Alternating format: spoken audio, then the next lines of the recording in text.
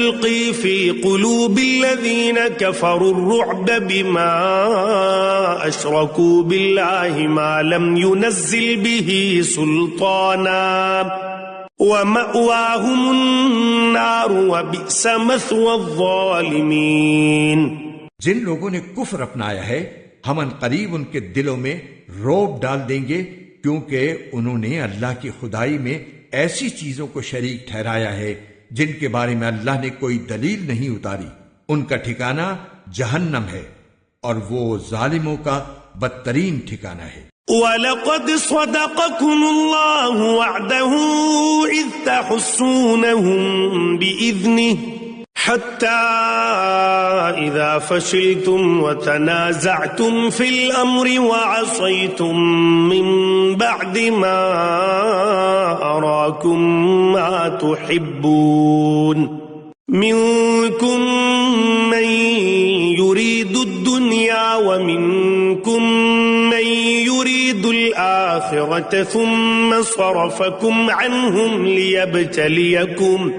وَلَقَدْ عَفَا عَنْكُمْ وَاللَّهُ ذُو فَضْلٍ عَلَى الْمُؤْمِنِينَ۔ اور اللہ نے یقیناً اس وقت اپنا وعدہ پورا کر دیا تھا جب تم دشمنوں کو اسی کے حکم سے قتل کر رہے تھے، یہاں تک کہ جب تم نے کمزوری دکھائی اور حکم کے بارے میں باہم اختلاف کیا، اور جب اللہ نے تمہاری پسندیدہ چیز تمہیں دکھائی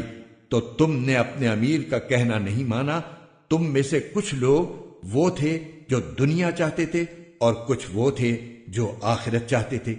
پھر اللہ نے ان سے تمہارا رخ پھیر دیا تاکہ تمہیں آزمائے۔ البتہ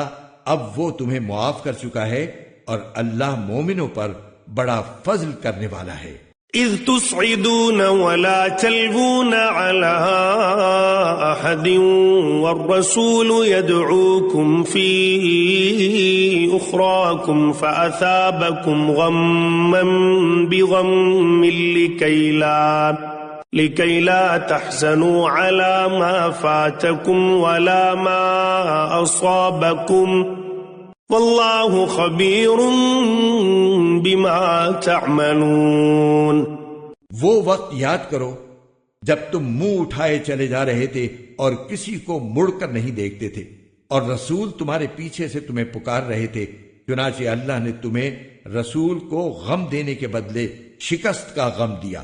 تاکہ آئندہ تم زیادہ صدمہ نہ کیا کرو،